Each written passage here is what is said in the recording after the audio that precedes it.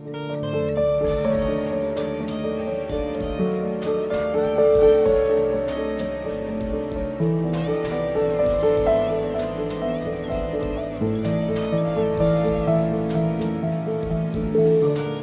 शर्मा जी, सूरत, गुजरात से। राधे राधे महाराज। राधे राधे महाराज जी। महाराज जी, आपके चरणों में कोटि कोटि प्रणाम। महाराज जी, मैं पिछले 1 साल से आपकी कृपा से हर महीने आपके पास आता हूँ। महाराज जी, आपकी कृपा से जो भी गंदे आचरण थे छूट गए हैं।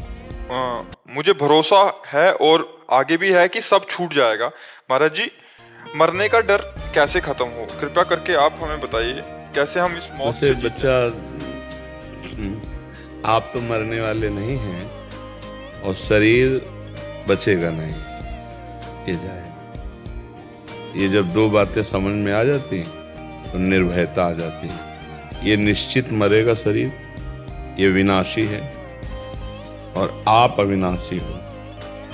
चैतन्य घन सच्चिदानंद भगवान के तुम अंश हो, तुम्हें मृत्यु मार नहीं सकती। नैनम छिन्नन्ति शस्त्राणि नैनम दहति पावका न चैनम क्लेद्यन्त्यापो न शोषयति मारुता। अशोष्य हो, अदाय हो, अक्लेद्य हो। अब क्या है, अपने स्वरूप को भूलकर हम शरीर पर राख कर बैठे हैं और हम हैं अविनाशी और ये है मरण धर्मा और ये मरेगा और ये मैं हूं, ऐसा भ्रम हो गया, इसलिए मुझे डर लग रहा है। नहीं, भक्तों को मृत्यु का डर नहीं होता। मरने से सब जग डरा मेरो मन आनंद, कब मरी हो कब भेटी हो पूरन परमानंद। शरीर ऐसे छूटता है भक्तों का जैसे विशाल हाथी के गले से एक छोटी सी मल्ली की माला टूट कर गिर जाए तो उसे पता भी नहीं चलता। ऐसे भगवान के आनंद में शरीर छूटा हुआ तो डर क्यों लगता है? क्योंकि हम शरीर को मैं मान लिए और शरीर से भोग रहे हैं, तो हमें लग रहा है शरीर छूटा तो मैं मरा, शरीर छूटा तो मेरा सारा सुख गया। ये अज्ञान के कारण, इसी अज्ञान को मिटाने के लिए अध्यात्म गरज रहा है। चाहे सांख्य योग, चाहे भक्ति योग, चाहे कर्म योग, किसी भी एक योग से लग जाओ तो तुम निर्भय हो जाओगे। वस्तुतः तुम कभी मरने वाले नहीं, तुम्हें मृत्यु छू भी नहीं सकती। पर जिसको मृत्यु नष्ट करेगी उस पर अपनापन हो चुका है और इतना जोर से अपनापन हो चुका है कि इसके छोड़ने का भय लगता है। ये छूट जाएगा तो मैं मरा, बस यही भ्रम है। इसी भ्रम को भक्ति के द्वारा या ज्ञान के द्वारा या वैराग्य युक्त विवेक के द्वारा हम इसको नष्ट करते हैं। नाम जब करते हो आप तब की कृपा से थोड़ा होता है। और करो, और हर श्वास नाम जप करना शुरू करो। नाम जपने से बहुत आनंद। एक बार तो ही मरना है ना, 2 बार तो मरना नहीं। शरीर को एक बार मरना है और सबके मरना है। तुम्हारा अकेले मरना होता तो ये बात होती कि बड़ी अनीति हो रही है, बेचारे को मरना पड़ेगा और सब तो मरेंगे नहीं। इसका नाम मृत्यु लोक है, इसका नाम दुखालयम अशाश्वतम भगवान ने रखा है। ये नाशवान और दुख देने वाला है। इसलिए वही उत्तम विवेकवान है जो हर क्षण भगवान के चिंतन में चित्त को जोड़ता है। जिसका चित्त भगवान से जुड़ा होता है वो चिंता, भय, शोक, मृत्यु, उद्विग्नता इन सबसे परे हो जाता है। हर समय आनंद रहता है। अगर भगवान से चित्त ना जुड़ा हो तो भय ही भय है, दुख ही दुख है, परेशानी ही परेशानी है। और भारी परेशानी होने पर भी चित्त भगवान से जुड़ा होने पर आनंद की अनुभूति है। शरीर जैसे रोग से ग्रसित है, मन भगवान में है, एक आनंद, एक अद्भुत आनंद रहता है। उसी आनंद के बल से जिया जाता है। हम सबसे कहते हैं, आप अनुभव करके देखो, आपके शरीर में पीड़ा हो, आप उस समय भगवान का सुमिरन करते हुए मन को भगवान में लगाने की चेष्टा करो। अगर पहले से अभ्यास नहीं किया तो आप नहीं कर सकते। और जहां मन भगवान में लगा तो शरीर की पीड़ा का भान खत्म हो जाएगा। क्योंकि मन है उधो मन न भय 10-20, एक हो तो सो गयो श्याम पे। अब वो भगवदानंद में मस्त है तो शरीर के दुख का क्या मतलब। और जब मन भगवदानंद में मस्त होता है तो मुख प्रसन्न तन तेज विराजा, कीनेस रामचंद्र कर काजा। मुख में एक प्रसन्नता होती है, तन में एक तेज होता है। क्यों? क्योंकि भगवत कार्य कर रहा है, तो भगवत चिंतन में विराजमान है, इसलिए ऐसा होता है। मरने का डर तो अज्ञान है बच्चा, मरना तो है ही नहीं कभी। और कुछ नहीं मरता बच्चा, शरीर भी नहीं मरता, ये अपने अपने तत्व में लीन हो जाता है। जैसे जल तत्व जल में, अग्नि तत्व अग्नि में, वायु तत्व वायु में, आकाश तत्व आकाश में, पृथ्वी तत्व पृथ्वी में, और अविनाशी आत्मा, उसको तो मरना है। मरना क्या है? एक रूप परिवर्तन, उसी को हम मृत्यु कहते हैं। एक शरीर को छूटना और उस शरीर को अपने अपने तत्वों में मिल जाना, इसी को हम मृत्यु कहते हैं। कोई मृत्यु नहीं है। भय है, चूंकि शरीर राग है तो लगता शरीर छूट जाएगा, यार ये ठीक नहीं। शरीर इतना प्रिय है, शरीर प्रियता ही मृत्यु है। शरीर प्रियता खत्म हो जाए, तुम अविनाशी अमर हो, तुम्हें कोई मार ही नहीं सकता। तभी तो महात्मा जन जीवन मुक्त हो जाते हैं, आनंद मगन हो जाते हैं, हर समय भगवान के लिए बड़े से बड़ा कष्ट अपमान सह जाते हैं, क्योंकि शरीर राग खत्म हो गया, शरीर प्रियता खत्म हो गई। तो नाम जप करो, भगवान की लीला कथा सुनो, और जितना बने इस शरीर से दूसरों को सेवा करो, सुख पहुंचाने वाली, मन वचन कर्म से दूसरों को सुख। अभी मृत्यु का भय खत्म हो जाएगा। अंदर ही अंदर आनंद प्रारंभ हो जाएगा, अंदर ही अंदर आनंद प्रारंभ। जहां आनंद मिलता फिर ये सब छूट जाए, फिर ये भय नहीं रहता। पर ये छोटी मोटी बात नहीं मृत्यु का भय मिटाना, इसके लिए डट के भजन करना पड़ेगा। भजन कमाई और फिर सुरक्षा उसकी। भजन करना कठिन, करके बचाना कठिन, और बचा के पचाना कठिन। पच गया तो सिद्ध हो गया। जिसका अहंकार रहित भजन है वही सिद्धावस्था को प्राप्त होता है। संगीता कैलाश जी,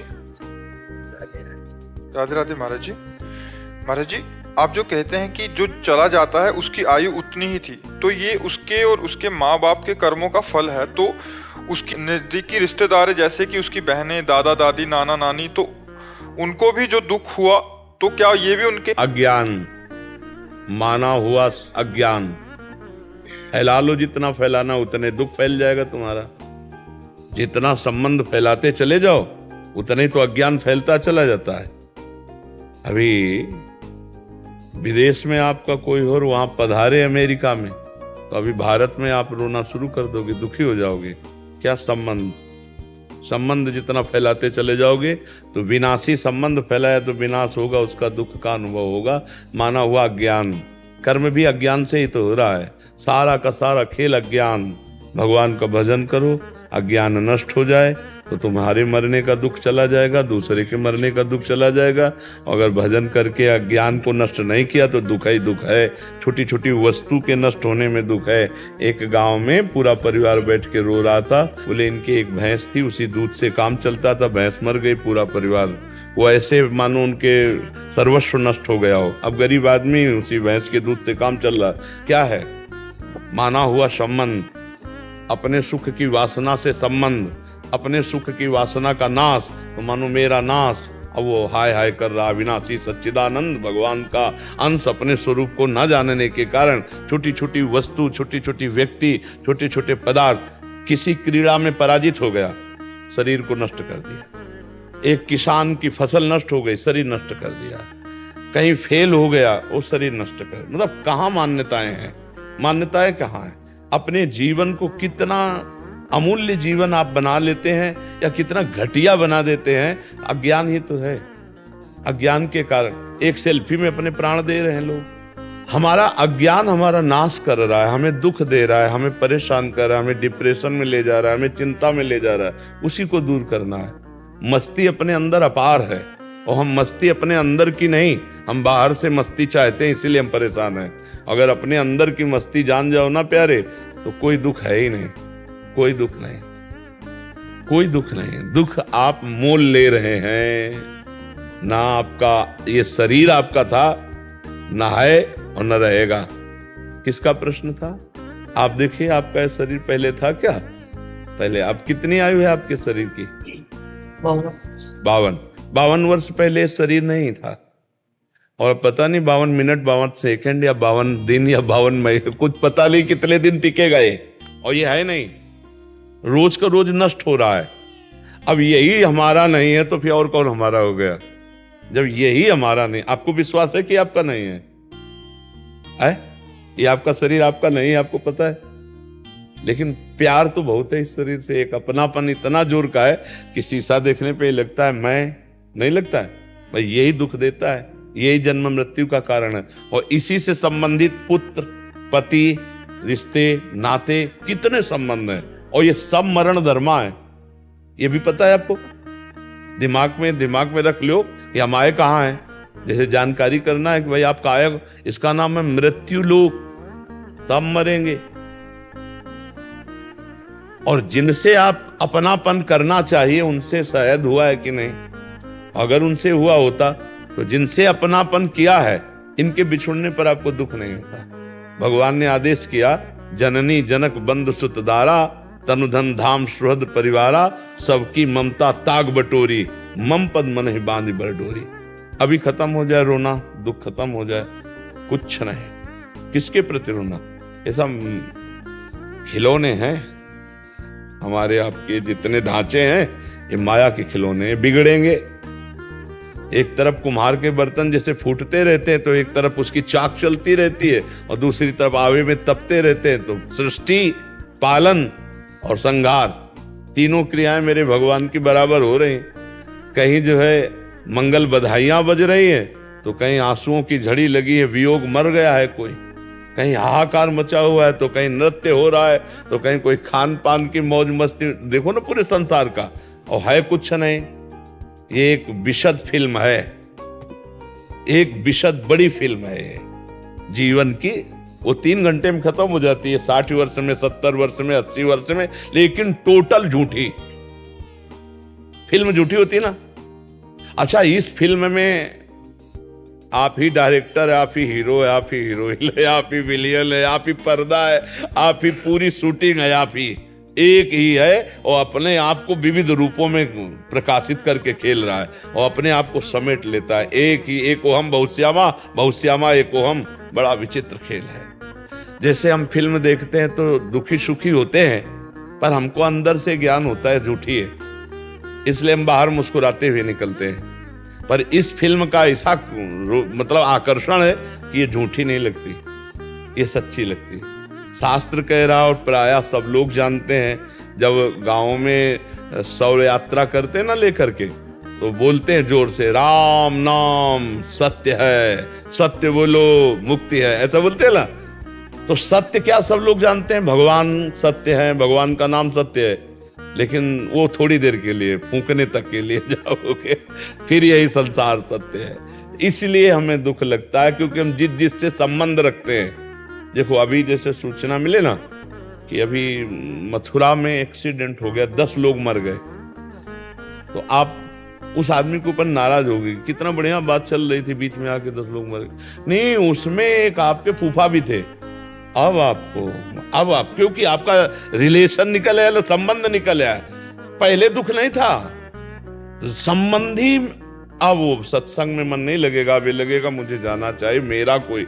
अगर अपना संबंध ना हो और 50 लोग मर जाते हैं, सूचना मिलती, तो आपको क्या फर्क पड़ता है? आप कहोगे यार इतने सत्संग में काहे को विक्षेप डाल लो। अगर उसमें कोई एक दूर का भी है तो आपका चित्त खिंच जाएगा, मतलब संबंध ही आपके दुख का कारण है। तो वो संबंध, हम अविनाशी हैं, हमारा संबंध सीधे भगवान से है। ममैवांशो जीव लोके जीव भूतासना। अब हम उसको भूल करके अपने को स्त्री पुरुष मानकर जगत में फंस गए। भाई यही अध्यात्म से सुधारना, अगर सुधर जाए तो जीवन मुक्त, और नहीं तो भैया फिर ये तो पुनरपि जननम पुनरपि मरणम पुनरपि जननी जठरे शयनम, ये खेल तो चल ही रहा है और हर सेकंड हमारी आयु से जा रहा है। जब लोग बर्थडे मनाते हैं तो हमें लगता है इनको रोना चाहिए, नहीं रोना चाहिए। 1 साल चला गया जिंदगी से, 1 साल जिंदगी, मतलब 12 महीना चले गए।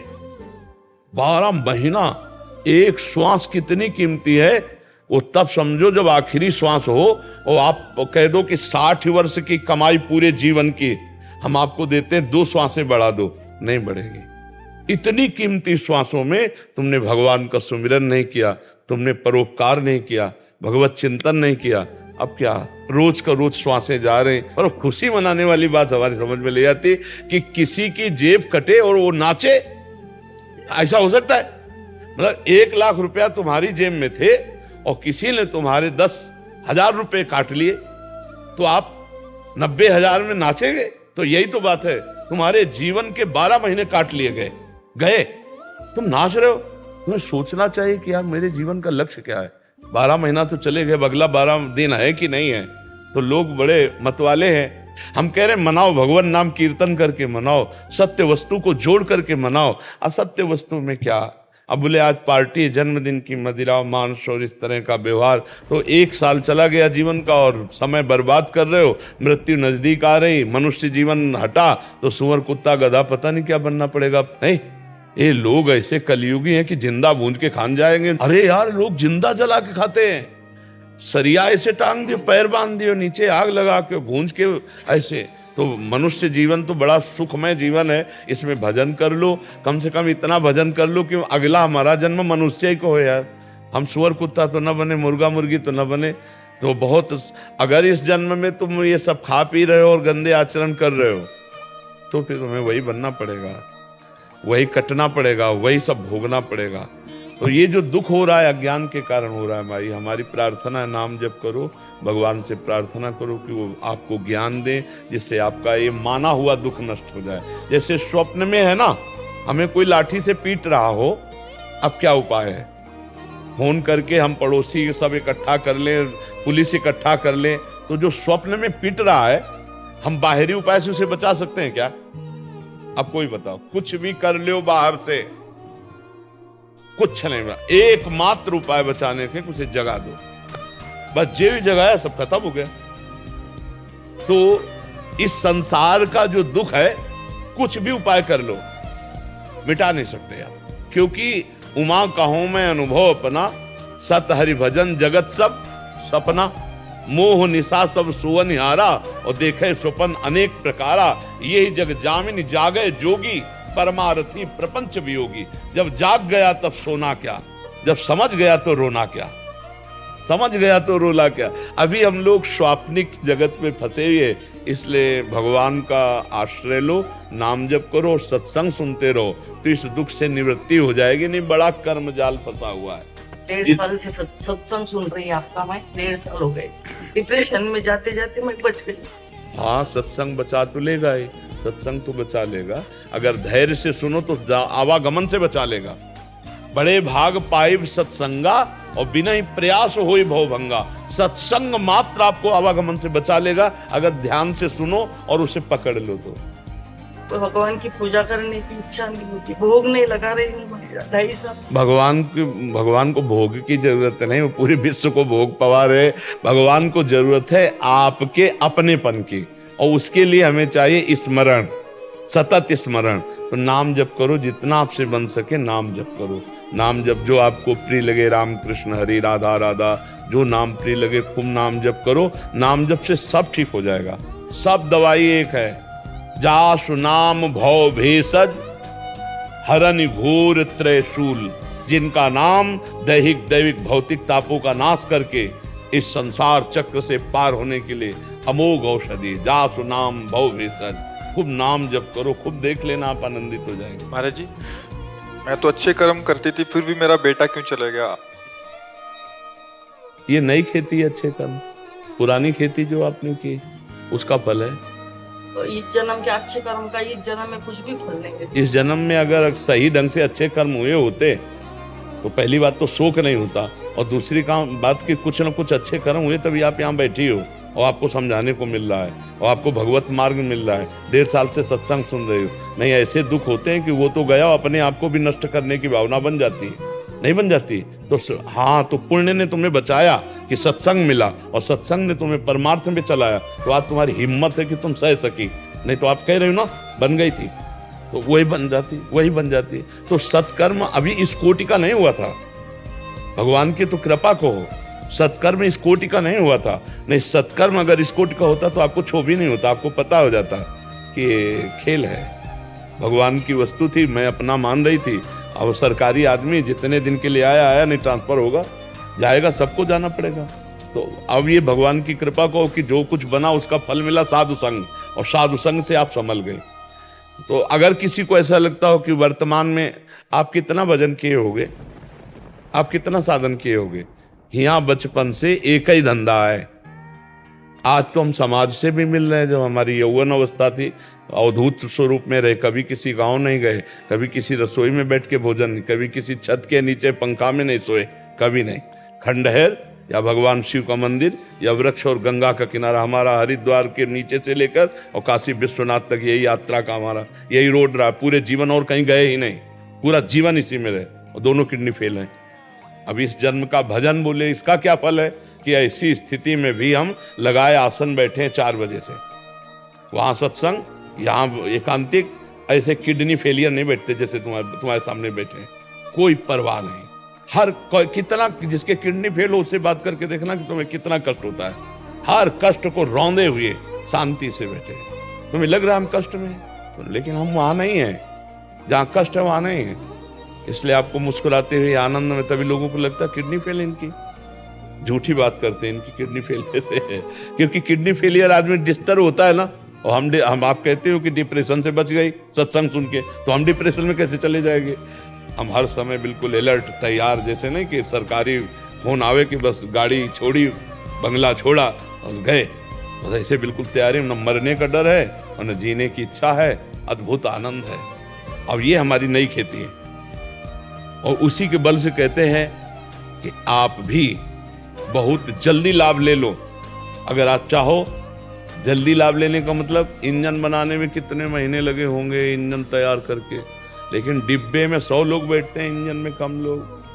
तो हम लोग डिब्बा हैं, इंजन है आचार्य गुरु। बैठ जाओ, हमारी बात मान लो, फटाफट निकल चलो, भगवान की कृपा से इस माया जाल से मुक्त हो जाओ, नाम जप करो, भगवान आश्रित हो जाओ, भगवान संभाल लेंगे। बहुत परमानंद है, सच्ची कहते हैं। ये भगवान ने हमको मतलब अनुभव दिया। अगर हमारी किडनी ना खराब होती, हम दूसरे को उपदेश करते सब कुछ सहो, तो कहते तुम जिनके पाँव न गई बेवाई वो खा जाने पीर पर आई। लेकिन यार रात दिन कष्ट को सहते हुए आपकी सेवा में, पर हर स्थिति में एक आनंद। तो वो अज्ञान के कारण जो दुख होता है वो भजन से नष्ट होता है। इसलिए भजन करो और धैर्यवान रहो। यहाँ कुछ कोई किसी का नहीं है, न तुम्हारा शरीर तुम्हारा है, फिर और कौन हो सकता है तुम्हारा।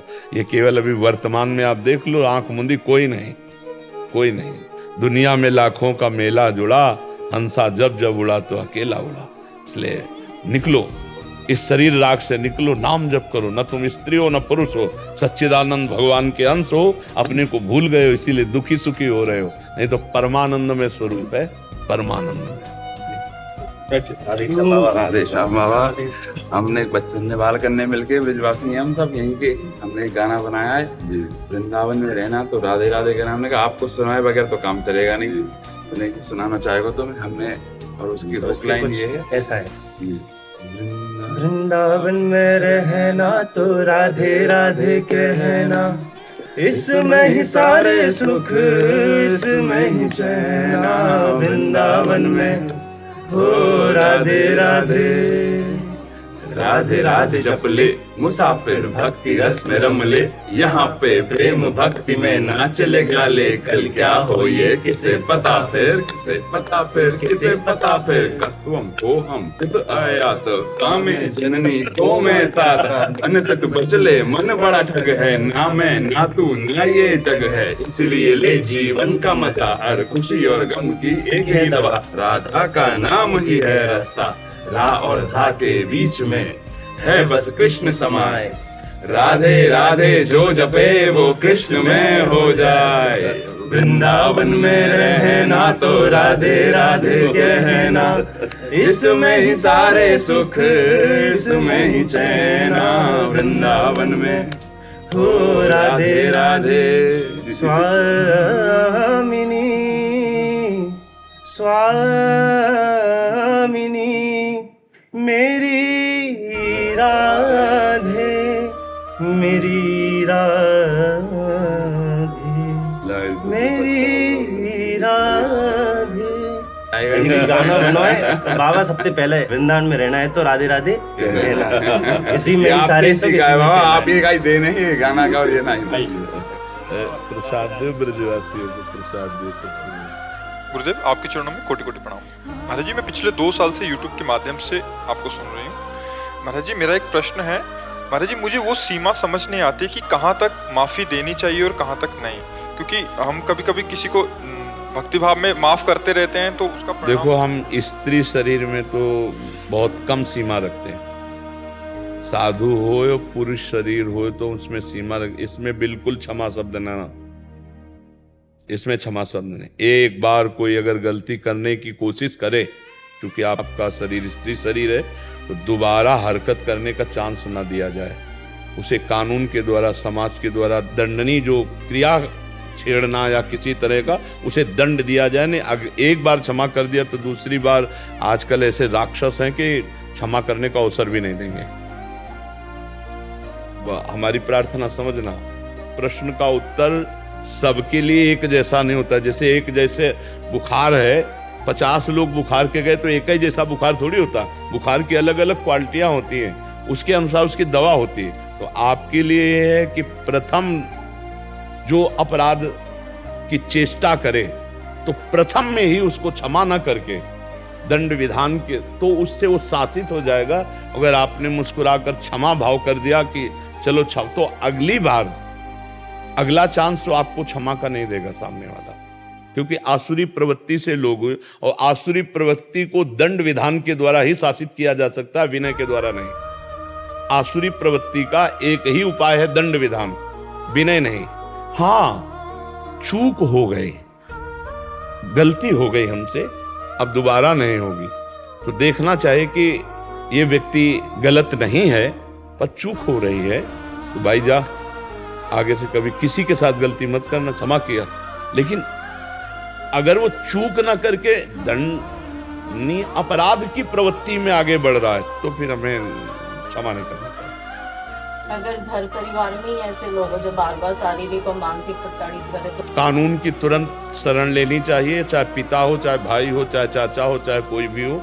ऐसे को दंडनीय अपराध है, दंड देना ही चाहिए। अगर एक बार है तो चल जाता है कि मानो जैसे किसी ने कुचेष्टा कर, बुद्धि भ्रष्ट हो गई, कुचेष्टा की भावना, तो हमें लगता है कि अगर ऐसा कुछ हो कि ज़्यादा नहीं, केवल चेष्टा मात्र, तो हम क्षमा करने की मार्ग में कि शायद बुद्धि भ्रष्ट हो गई, खान पान दूषित हो गया और गलत भाव, तो वो संभाल सकता है अपने आप। लेकिन ऐसा कि पुनरावृत्ति हो रही हो तो फिर वो चूक नहीं है, फिर वो अपराध है। देखो, हम बच्चा तुम्हें बतावें, घर परिवार में या बाहर भी, अब ऐसे जो राक्षस क्रूर स्वभाव के हैं उनकी बात तो अलग है, नहीं अपनी दृष्टि और अपने नेत्रों में पावर होना चाहिए। तो जल्दी कोई एक बात और समझ लो, हम बच्चापन से बाबा जी रहे, तो ये इसका भी अनुभव है हमको गंगा किनारे, कि अपनी दृष्टि पवित्र है और अपनी दृष्टि में जान है, तो दूसरी दृष्टि हमारे प्रति ज्यादा।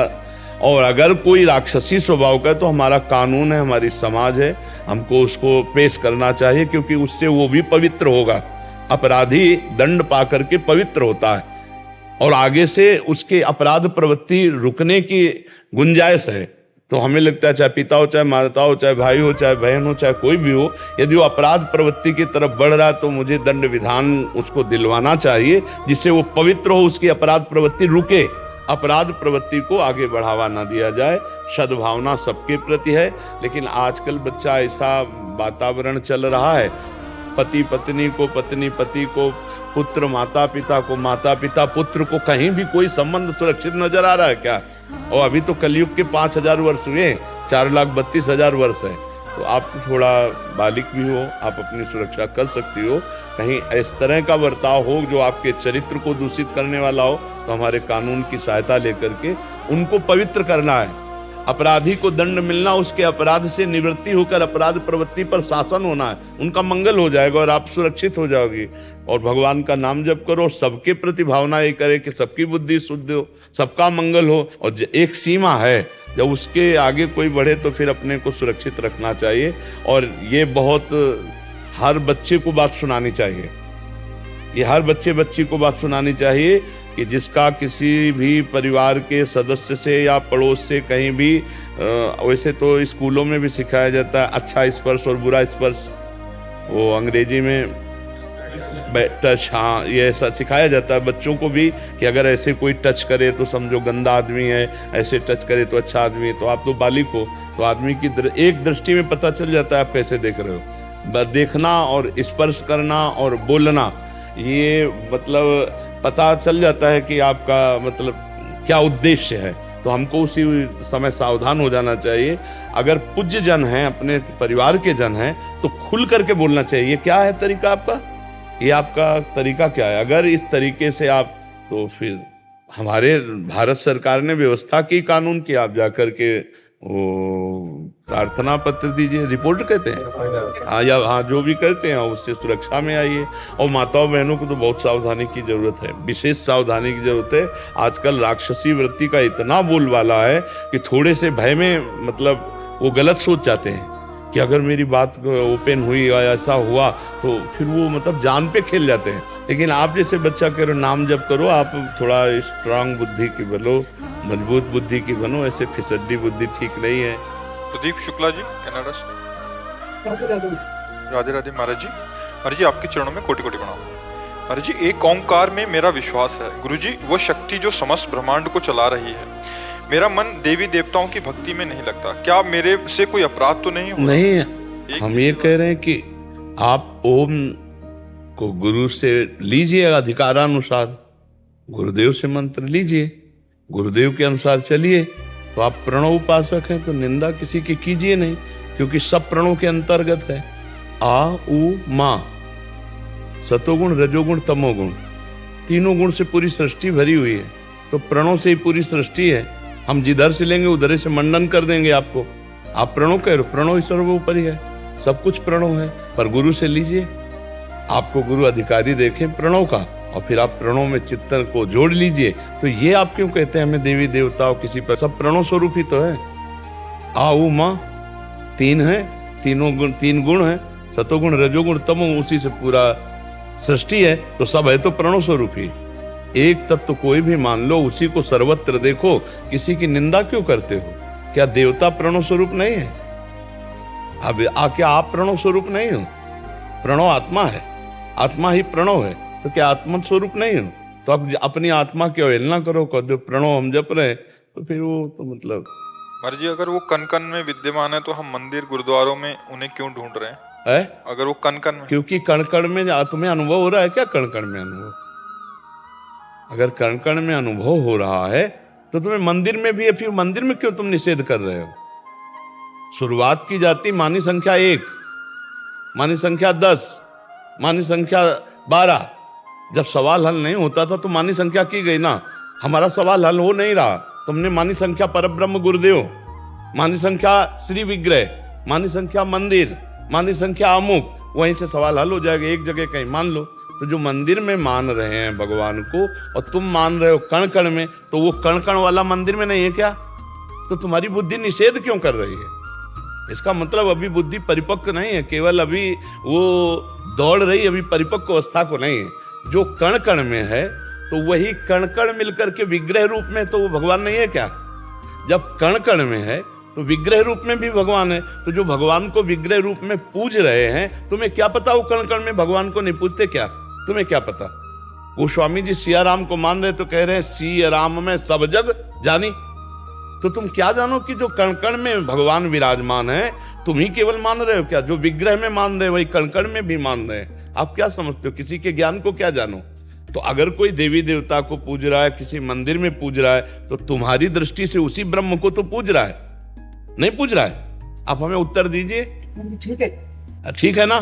तो हम किसी की निंदा क्यों करें? क्योंकि वो कण कण में तो मंदिर में भी तो है, वो मूर्ति में भी तो है, वो अमूर्त है तो वो मूर्तिमान भी है, वो कहाँ नहीं है?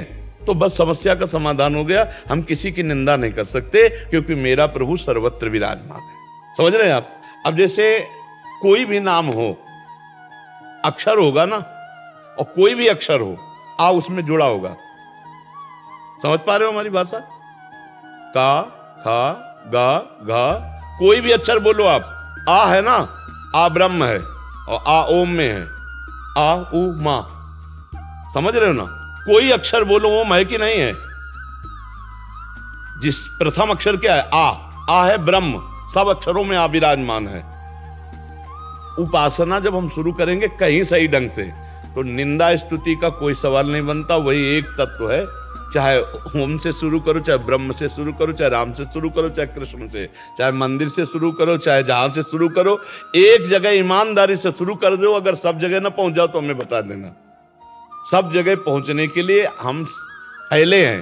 अब पहले एक जगह शुरू करते, माता से शुरू कर दो, पिता से शुरू कर दो, कहीं से शुरू कर दो। ये मेरे भगवान हैं, ये मेरे ब्रह्म हैं। बस दूसरे की तरफ देखो मत, और चल दो। अगर देखो सर्वत्र ना दिखाई देने लगे तो मुझे बताना। जब सच्चा ज्ञान होगा तो सर्वत्र दिखाई दे।